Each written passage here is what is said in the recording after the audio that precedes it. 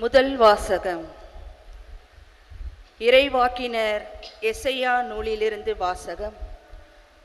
தகுந்த வேளையில் நான் உமக்கு பதிலளித்தேன், விடுதலை நாளில் உமக்கு துணையாய் இருந்தேன்.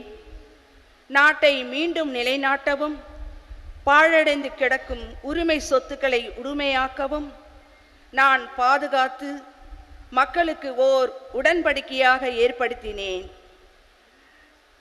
சிறைப்பட்டோரிடம் புறப்படுங்கள் என்றும், இருளில் இருப்போரிடம் வெளிப்படுங்கள் என்றும் சொல்வீர்கள்.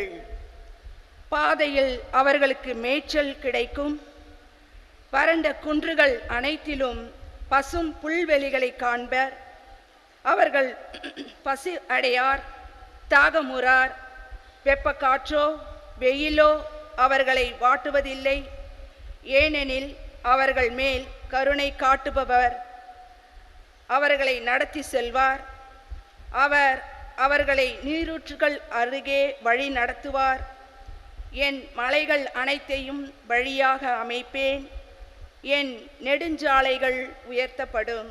இதோ இவர்கள் தொலைவிலிருந்து வருவார்கள்.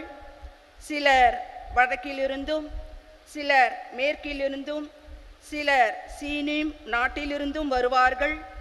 வானங்களே மகிழ்ந்து பாடுங்கள், மண்ணுலகே களிக்கூறு, மலைகளே அக்களித்து ஆர்ப்பரியுங்கள்.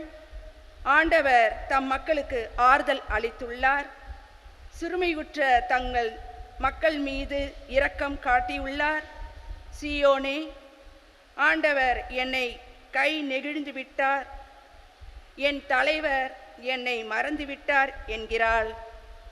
பால் குடிக்கும் தன் மகவை தாய் மறப்பாளோ? கருத்தாங்கியவள் தன் பிள்ளை மீது இரக்கம் காட்டாதிருப்பாளோ? இவர்கள் மறந்திடினும் நான் உன்னை மறக்கவே மாட்டேன்.